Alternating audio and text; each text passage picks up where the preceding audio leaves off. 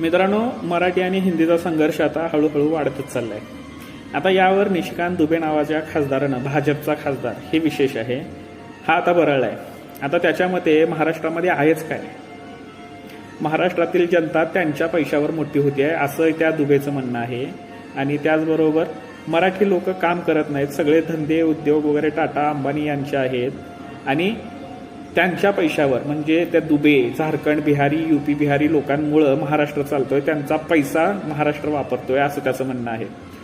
आता त्या माणसाला एवढंच सांगणं आहे की जर तुमच्याकडे एवढा पैसा आहेच तर तुम्ही तुमची राज्य का डेव्हलप करत नाहीये, एवढं मागास का ठेवलाय तुम्ही तुमचं राज्य. आता हा निशिकांत दुबे हा झारखंडचा खासदार आहे, त्यानं करावं, त्याच्या झारखंडचा महाराष्ट्र करून दाखवावं आणि समृद्ध करून दाखवावं. असल्या नालायक माणसाला पाठीशी घालताना भाजपच्या नेत्यांना आणि कार्यकर्त्यांना लाज वाटत नाहीये. आणि भाजपच्या कार्यकर्त्यांच्या नुसार 57% लोक हे हिंदी बोलतच आहेत, मग राजभाषा म्हणून ऑफिशियली डिक्लेअर करायला काय हरकत आहे असं त्यांचं म्हणणं आहे. मग तसं पाहायला गेलं तर जगाची भाषा म्हणून तुम्ही इंग्रजी किंवा चायना शिका, कारण जगाची भाषा तर इंग्रजी किंवा चायनीजच असली पाहिजे, कारण जगामध्ये सर्वात जास्त भाषा तीच बोलली जाते.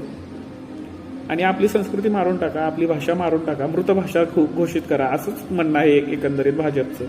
असे लॉजिकचे व्हिडिओ, असे लॉजिकचे रील्स शेअर करणं आता भाजपने सुरू केलेलं आहे की अनऑफिशियली हिंदी भाषिक, हिंदी बोलणारे 57% आहेत, तर आपण राष्ट्रभाषा म्हणून हिंदीला प्रोत्साहन दिलं पाहिजे असं सुद्धा चालू आहे व्यापार वृद्धीसाठी वगैरे.